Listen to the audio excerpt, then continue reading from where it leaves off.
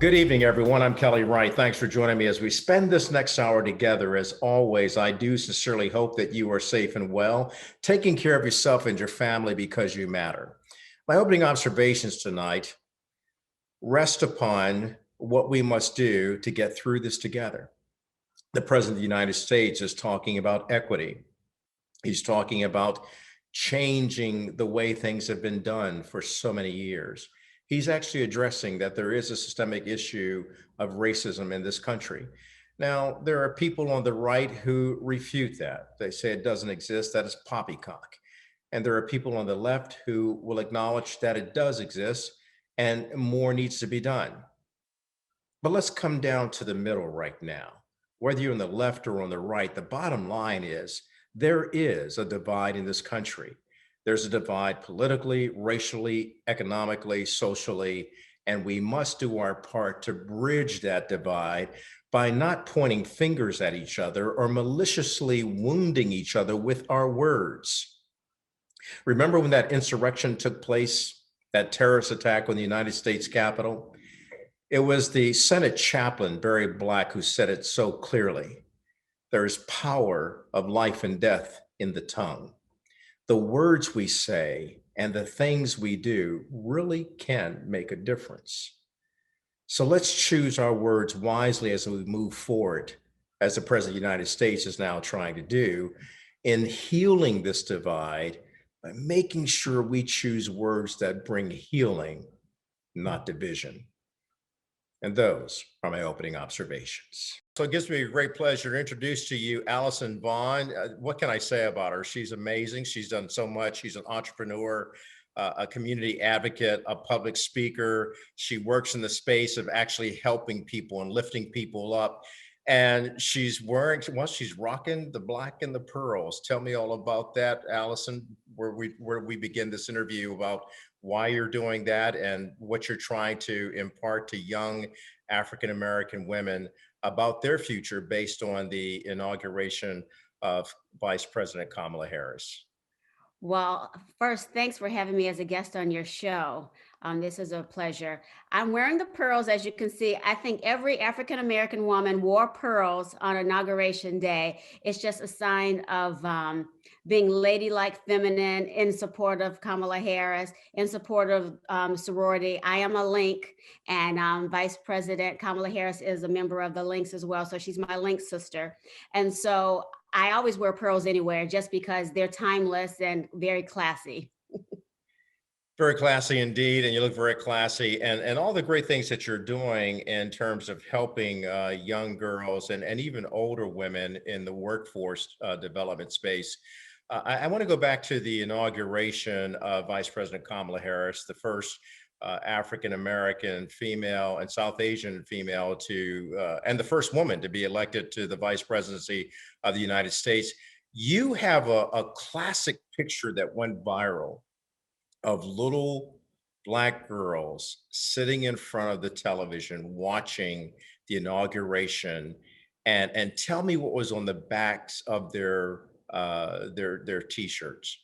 Oh my goodness. I had no idea that this was going to go viral. I have a 9-year-old daughter, and I said, okay, Sarah, we're going to watch the inauguration. This is history in the making.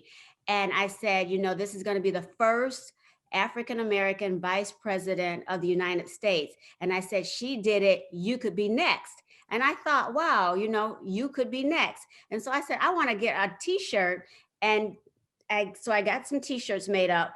Kamala Harris on the front, and on the back, the slogan, I could be next. And I didn't want my daughter to watch this special historical event by herself. So I invited a couple of her little friends. I wish I could have invited more, but due to COVID. And so she invited 5 of her little friends, and I gave each of them a t-shirt, and they sat there, and I told their moms, make sure they wear some pearls. So all the little girls wore pearls. They wore the t-shirt, and they sat and watched the inauguration, and they were inspired because it let them know that they really could be next. As parents, we tell our kids, you can do anything you want to do. We always have these little cliches, but this one is really true. These little girls really could be next. Absolutely. And the glass ceiling is being broken every day, it seems like, in this country, even though we've come up against some difficult times with the racial divide. As a matter of fact, Allison, as you know, President Biden is going to be addressing equity in America. He'll deal with the racial issue. He's actually doing a speech on that today. What does equity in America mean to you?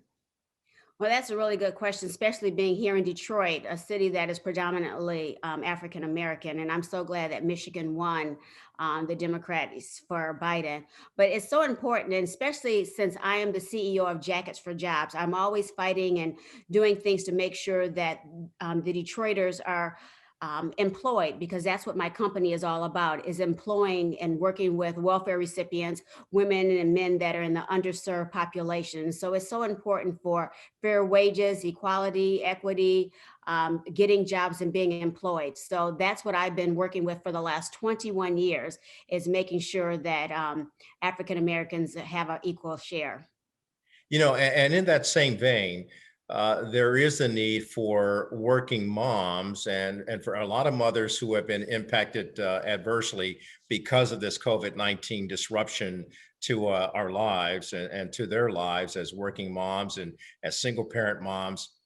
What would be your message to the Biden administration about reaching out to this strong workforce among single parent moms or even moms who are at home working now because of the pandemic? What would be your message to Joe Biden helping moms?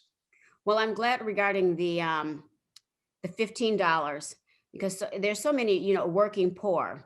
And here in Detroit, there's so many barriers to employment. And so my message to to the new administration is making sure that we knock down these barriers to employment to get everyone employed.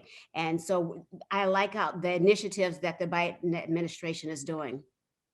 Absolutely wonderful. Allison, I'd like you to stay with me on the other side of the break. I'd like to talk to you more about what's your why and what's your purpose, and the fact that you've been recognized by a whole lot of people for the great work that you've been doing.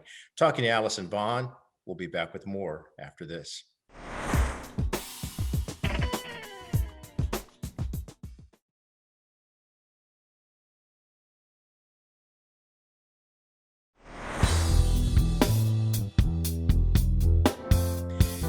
And welcome back to the program. I'm talking to the ever delightful and insightful and informative Alison Vaughn. She's also very inspirational and has made it her life's work to help other people become aspirational in achieving and fulfilling their dreams. Not so easy to do in the midst of this COVID-19 pandemic, but Alison, you have not given up. You keep getting up every day, helping more women understand that they, like yourself and Vice President Kamala Harris, and a myriad of other successful, strong, brilliant, beautiful Black women can achieve their goals and their dreams. You've even written about it in your book called The Gold Digger. Tell me about that, please. Sure. And I always like to spell it out. It's GOAL digger and not GOLD. So for those that are listening, if they hear it quickly, they'll think gold digger. And so my book, Miss Gold, GOAL digger, is all about achieving success for yourself by yourself. And so you don't need someone else to give you those things, because when you're waiting for someone else to give you those things, that's when you become a gold digger. And I want women to be self-sufficient, knowing that they can achieve and do things on their own. And that was the purpose of writing that book, is because over my span of when I wrote the book a couple of years ago, over the span of years, I was finding that women didn't have goals, they didn't have direction, they didn't have purpose. And so that was the purpose of writing the book, is to help women find goals so they can achieve them and become self-sufficient, become successful, and not relying on someone else. That is so empowering for women, and you've been recognized by Oprah. You've been on The View and a myriad of other nationally recognized programs, and in terms of your impact on women. What is your why? Well, you know why I started this? I had a half sister. We had the same dad, different mom. And when my sister died, um, I was just at a loss. And so once I found out that she died, I was helping with the funeral arrangements. And while helping with the funeral arrangements, I found out that she was on welfare. And I said, oh my God, we hadn't seen our dad in, like 20 years, since his funeral. And I said, well, I want to do something to give back to women that are on welfare. So basically, every woman that comes through the doors of Jackets for Jobs, I'm reminded of my sister, and to help that woman. I don't want to see anyone on welfare. I don't want to see anyone struggling. I mean, I talk to so many women that come in, they say, I'm sleeping in my car, I'm in a shelter, all these different problems. And it just reminded me of the sister that I had that was in a situation like that died of cancer. And so I don't want to see that. And so my goal is to empower and uplift. And I love to see women become successful. And that's my goal. Behind every successful woman is a tribe of other successful women. And that's what I'm all about, is just trying to empower and uplift other women. My mentor and my shero is Congresswoman Brenda Lawrence, which is here in Michigan, the 14th district. I love what she's doing, and she always gives me words of wisdom. And so it's always good to have women like that you can surround yourself with to help you to help somebody else. And Allison, to date, I think you've helped more than 28,000 women. Is that correct? Oh my goodness, no, 30. Don't shortchange me those two. I'm sorry. There are 30,000 glass ceilings that you've broken. Uh, Yes. Forgive me for that.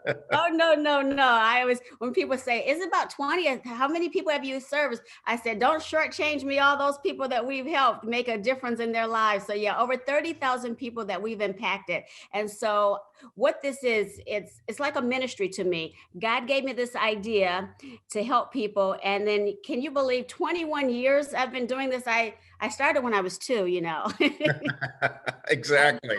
yeah, so it's been a wonderful journey. It's been a wonderful journey to be able to help so many people here. You know what? I'm just so delighted that you stopped by here to bless me and bless the viewers of this program. And please don't let it be your first and last visit. Come on back, and there's always room for more. There's room at the table here to discuss the ways you've developed a sisterhood with so many women, 30,000, and still growing strong. I applaud you, Alison Vaughn, for all the great work that you're doing. And where can people find you to get involved with what you're doing? They can go to, I'm on all social media platforms, and they can find me at my namesake, AlisonVaughn.com. And I also have a TV show, The Alison Vaughn Show, and it's actually a ministry for busy moms, and that's on the Daily Gospel Network. But yeah, just follow me on all social media, and I would love to come back. You're a rock star. This is great. I'm happy to be on your show. Thank you. Thank you for that. I received that with all humility. I don't know about being a rock star, but I'm like you. I'm trying to serve humanity by using the platform that God has given me the gifting for. So I appreciate you so much. God bless you. Always, always. You are welcome here. We're coming back with much more after the break.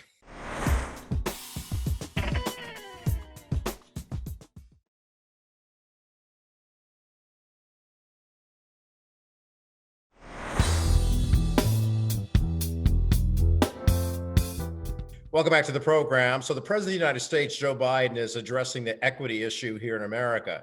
As many of you know, he has stated all along, even when he was campaigning as a candidate for the presidency, he kept saying, we must heal the soul of America and deal with systemic racial issues in this country.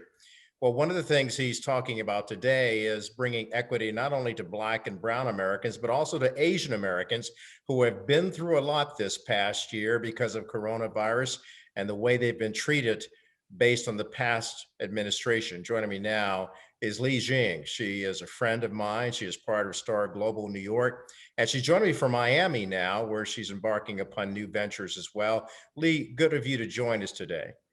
Thank you, Kelly, for having me. You know, I want to talk to you, Lee, about this administration and the fact that President Joe Biden is reaching out to all Americans. You were born in China. You came here to the United States and built a career for yourself in broadcast journalism and also in business ventures. And you've talked to me before in the past about how painful it was for you and the Asian community when President Donald Trump had talked about China virus, and many people started taking their hostilities out on Asian Americans. How do you feel now? I feel much better because I think this is first of all, the pandemic, this virus is affecting everyone. It may start from somewhere, but it affect everybody. Right now, based on the data that more than 100 million people, around 100 million people are infected by coronavirus and affecting more than 200 countries. So this is a global pandemic started somewhere, just like any pandemic. So we should, as human, as people that um, face this difficulty challenge together, not pointing finger. So I think that's a key I believe in. We should be together, like as a team, not as pointing finger to each other, because it's only gonna to add salt to the injury. So the second is that I feel in any kind of difficult situation, challenges in life, we need love, not hate. Because love will help us heal, will help us grow together. And when you talk about hate and fear, it actually come from a lot of like, unknown fear, those. But if you give love, you think from compassion perspective, it actually give us more hope because in this pandemic, we already face a lot of like losses of lives and people lost their families and friends, they infected or jobs and cannot see other friends. It's already a lot of fear, pain, and anxiety. We do not need more of those anger, fear. We need more love. So I think that people should have the right perspective. This is a virus affecting globally, and we should not pointing fingers to one area because that's where it started affecting everyone. Just it can start anywhere. It may start from like in the past from Africa, from Europe, from America. Two is that people should really treat this challenge with love, not fear and not hatred. I'm talking to Li Jing, and she is the owner of Star Global New York, and a good friend who, and you went through a lot in New York when the coronavirus first came out. New Yorkers really suffered a lot. You saw that firsthand and how the Asian community was impacted. I'd like to take a break, and when we come back, let's look in hindsight what happened and if things have changed in New York City, where you've lived for the past 16 years. Be back with more of Li Jing right after this.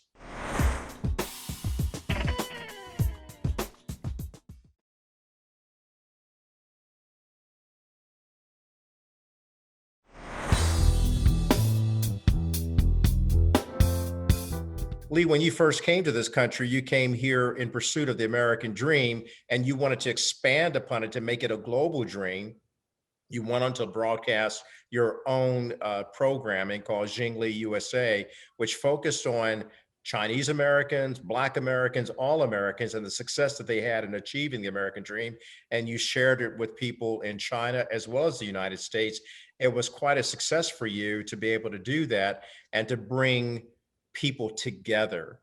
Yet when the coronavirus hit and President Trump started calling it the China virus and putting down people of Asian descent, you saw the backlash of that on the streets of New York City. Tell me about that experience, please. Yes, Kelly, I've been to America for about 22 years. I came as a student. And what I love about this country is embracing of different people from anywhere in the world. And that's what's the beauty of the American dream. But when the coronavirus happened, I experienced like twice. First time is in China when my family and friends, they're desperate for masks. And we have friends in US sending them masks. And the second time is like February when they start hit the US. And then I start to actually get a lot of, me personal experience that and also my friends like, on the street, people look at you different like ways and they say things like if I talk with my mom in Chinese and then some people will yell at me like take the virus away from us or something like China virus. So because we even I'm from China or like a lot of Asian experience the same thing that we experience the same pandemic and same isolation and didn't see friends family for months and it's really a hard process. On top of that, the suffering from people's like misunderstanding, discrimination, that's just really more painful. So, and New York has changed a lot from I lived there for like more than 10 years.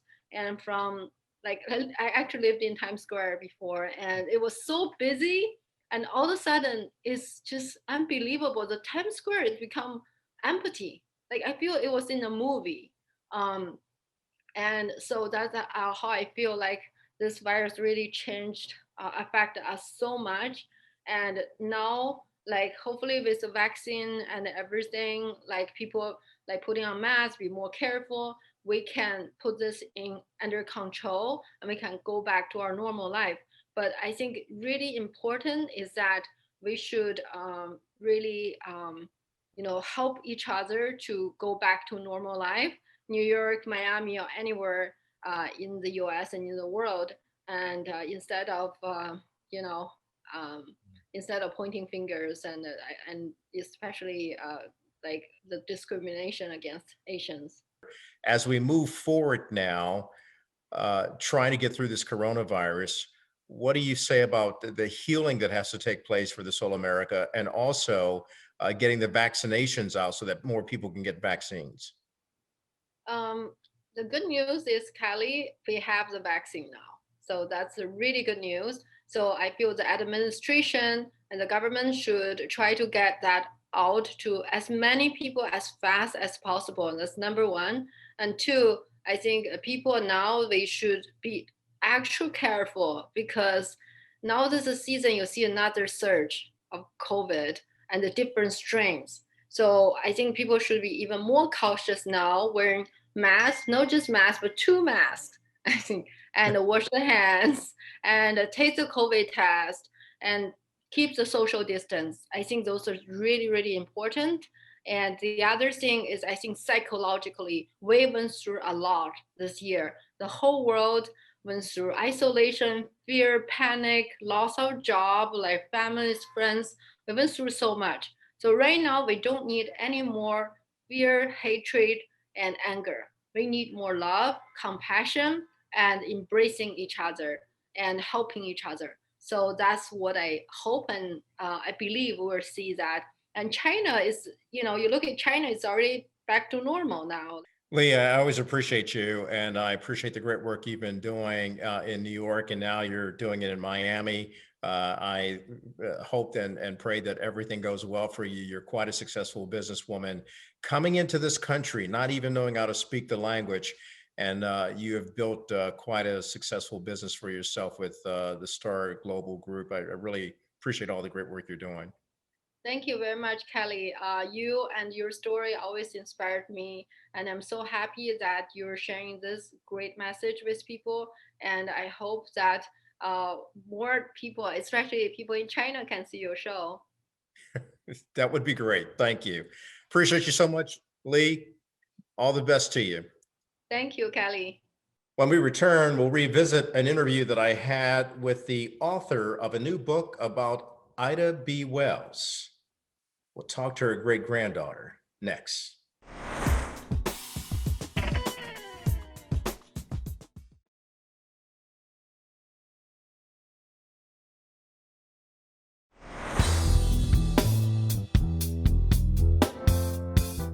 I'm so excited to introduce our next guest. And before I do, I want to talk to you a little bit about history, especially as it relates to the incredible journey that Black women have played in this country in becoming the hallmark, if you will, of our struggle, as well as the champions of our struggle.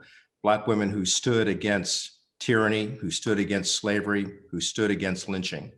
One of them is Ida B. Wells. And, I have this wonderful book about Black history. And here's just, I'm going to do something that we do in school where we show you pictures of Ida B. Wells. And of course, in this day of technology, we will be showing you more pictures about her. But let me break down what this says about her. World Book writes the following about the heroic Black woman known as Ida B. Wells. Ida B. Wells Barnett, 1862 to 1931, was an American journalist and reformer. She was also someone who championed anti-lynching. And she did it at risk of her own life, putting herself in peril, putting herself in jeopardy. So I want to bring in someone now who knows about the history of Ida B. Wells, perhaps more than anyone on the planet, and that is her great granddaughter, Michelle Duster, who joins us now. Thank you for being on the program today. Thank you for having me, Kelly. This is a great honor for me. You know, it's an honor for me to meet you. There's so much that could be said about the efforts and the labor and the investigative journalism that your great grandmother performed to save Black folk and to bring America to a more perfect union. Tell me about your book and why you've written it. Well, my book is Ida B. the Queen, The Extraordinary Life and Legacy of Ida B. Wells. And I wrote it now to help introduce a younger generation to my great-grandmother's story, to also put her story into historical context and connect it to today's activism and initiatives. You know, in saying that, there's a lot that she did that really correlates to what we've been through this past year, going back to Breonna Taylor, George Floyd, where we saw an 8-minute, 46-second lynching on television that was broadcast throughout the world. And the visceral response that many of us had, you know, Black Lives Matter and people marching all over the world saying, remember George Floyd. The stories that you heard as a child growing up about your great grandmother, Ida B. Wells, I'm just curious, what kind of stories did you hear from your family? Considering the work that my great-grandmother did, you know, a great portion of it was dealing with fighting for justice and equality to end lynching. And that is very brutal and violent. So when I was growing up, I was told sort of visceral kind of or Yeah. summaries, you know, so it was like, your great grandmother fought for justice and equality. You know, she was a journalist who told the truth. You know, those were the kind of things I was told as a child. So it was not until I was an adult and actually worked on a documentary film in 1988 called Ida B. Wells' Passion for Justice, that I was exposed to the extent of the violence and the extent of the danger that she actually faced. Yeah, she faced quite a bit of danger there in Memphis, Tennessee, where she launched her newspaper, Free Speech. And because she was acknowledging what had happened as a result of so much violence breaking out towards Black people, apparently, you can tell me the story better than I can tell it. So what happened at that particular time that caused her to shut down the newspaper and then move to Chicago? Well, in 1892, my great-grandmother was living in Memphis, and she was co-owner of a newspaper, Memphis Free Speech. And 3 of her friends were lynched who owned a grocery store. It was a Black-owned grocery store that rivaled a white-owned grocery store. And long story short, they were lynched in order to eliminate the competition.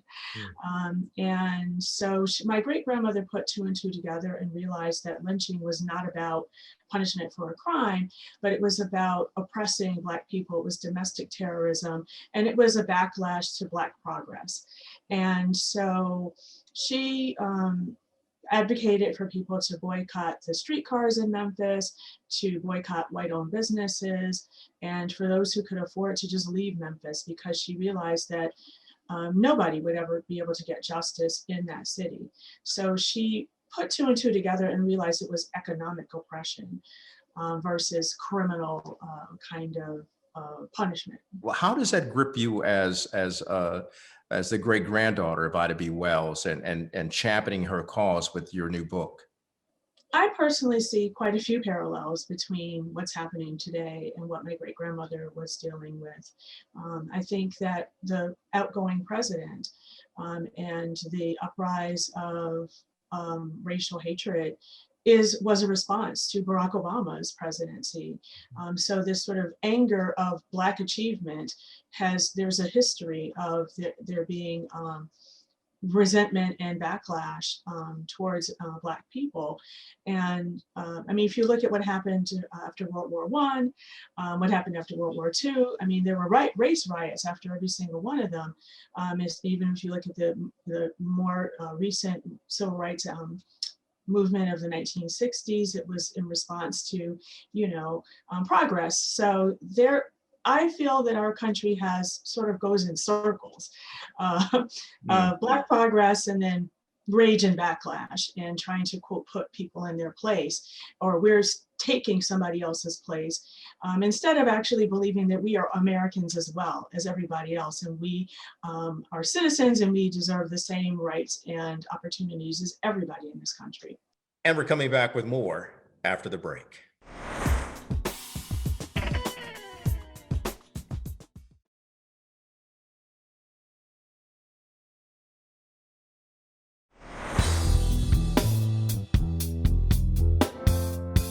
We're entering now the 100th anniversary of one of the most dastardly deeds inflicted here upon Black people in America, and that's the Tulsa Massacre race riot. And what you just said about what happened to your great grandmother, Ida B. Wells, and her friends in Memphis, and the economic oppression that whites were committing back then resonates, I think, quite clearly with a lot of Black Americans today, and white Americans for that matter, who are woke about social justice.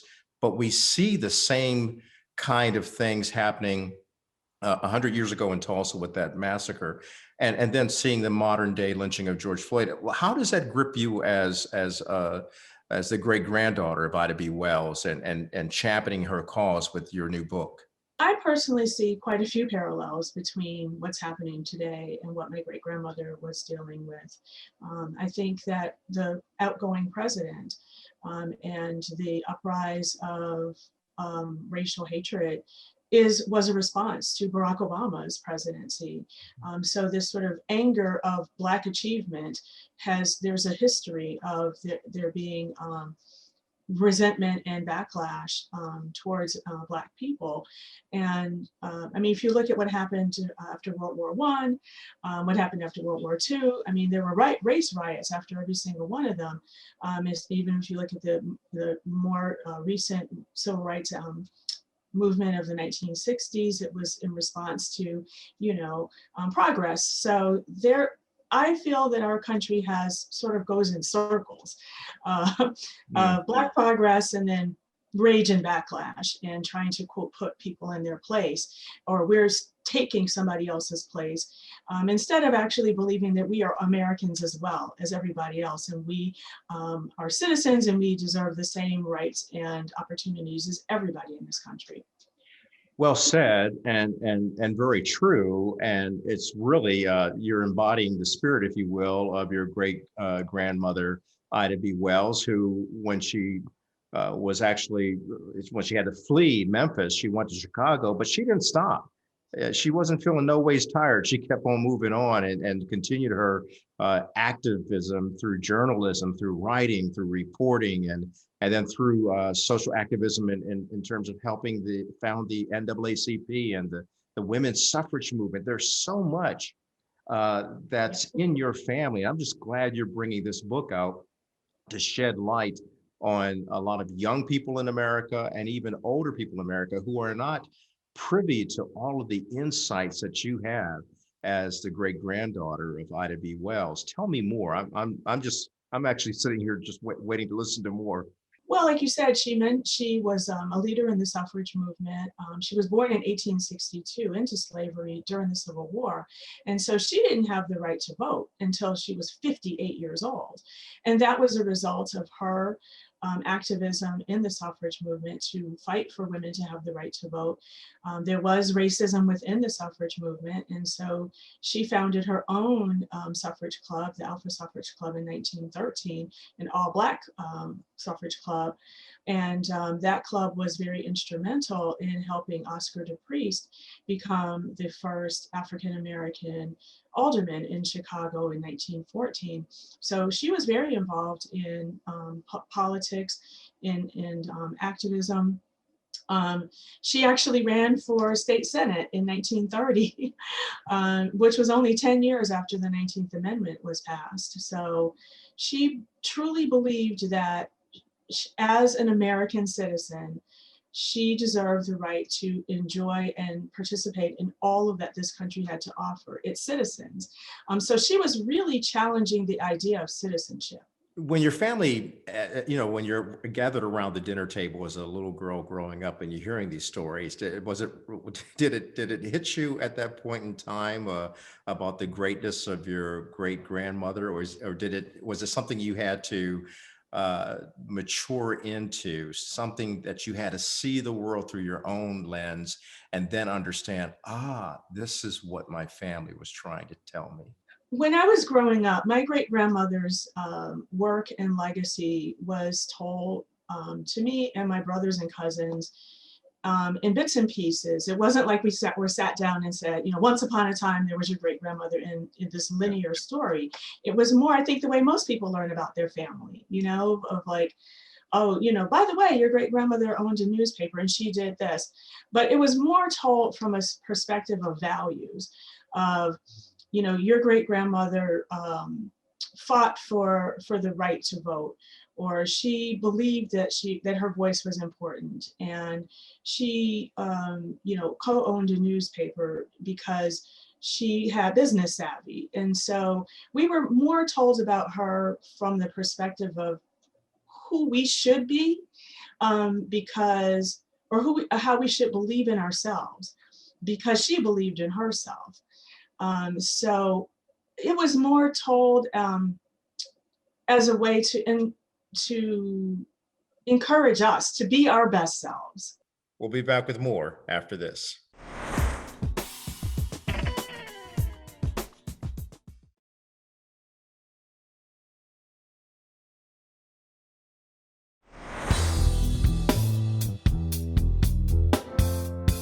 Michelle, what is your best self? I mean, you've written this book, but let's talk about you. What is your best self in this legacy of courage and bravery and love for people that your great grandmother expressed and exemplified? What's in you? Well, I have spent the great majority of my career, which is over 30 years, working in areas that promote and document and celebrate the achievements, the positive aspects of the African American community. I think there are too many stories that have been undertold, and I think that I have worked to try to counter some of the negative stereotypes that were pervasive during my childhood, and unfortunately still exist to this day. And so I feel very strongly that the achievements and the accomplishments and the contributions that African Americans have made to this country need to be more well known, and they need to be celebrated. And so I've worked in various mediums and areas in order to make that happen in the best way that I can. And you're doing a great job and a great work, and I applaud you for all of your efforts. We need more of this because we have to show people that Black Americans are extraordinary people who have embraced this American dream as Dr. King did, but then we started living beyond the dream in the sense that we were willing to do more and be more and achieve more. So in this present climate that we're in, we're coming out of a darkness that we had perhaps for the past 4 years, and the coronavirus pandemic, which has revealed and pulled the covers off of the disparities that we have in our community and in our nation. And then also the fact that we have still fought against lynching, even in this modern day era. Your book, what will it help people understand so that we can really appreciate who we are and tell the world we're not changing, nothing's stopping us now? What I tried to do in my book, How to Be the Queen, is to put my great-grandmother's life story into historical context, and help people realize that she was not the first who resisted, and she's not the last.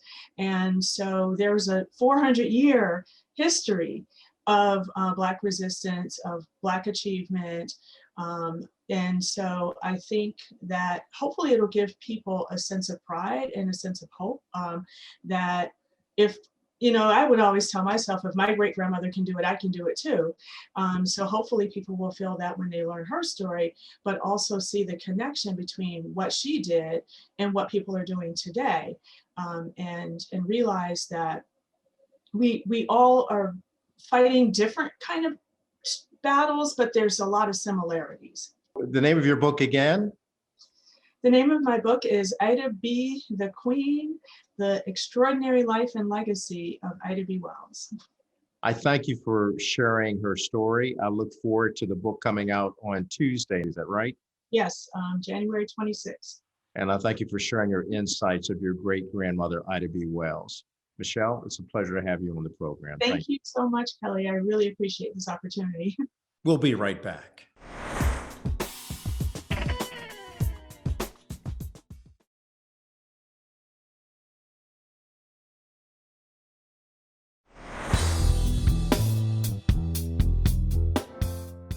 And welcome back to the program. It's important to reflect upon the life of Ida B. Wells, and I'm delighted that the new book about her life is being released today.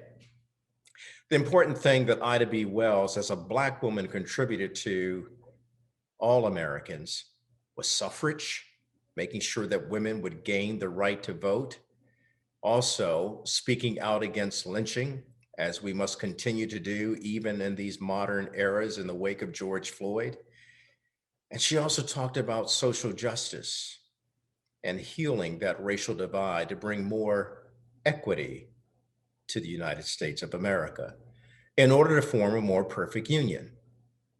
She should never be overlooked or forgotten, and her contributions to building and helping grow the NAACP continue to loom large in the legacy of that stalwart organization.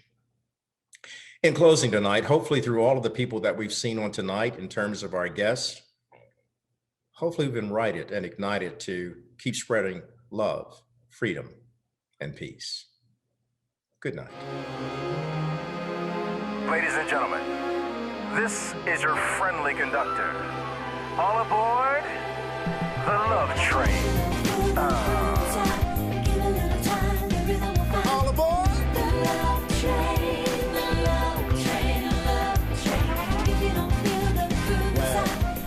Come on, all aboard.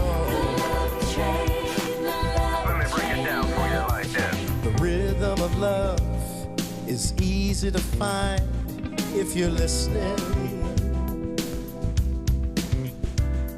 The color of light isn't red, black, or white, but it's crimson. We all bleed the same. If you don't feel the groove, it's alright. Just give it time, give it time. Come on, y'all. Get on board. Mankind won't survive if our hearts beat inside a hateful rhythm. You see, love isn't bought, but comes with a price of forgiveness, and we all bleed the same.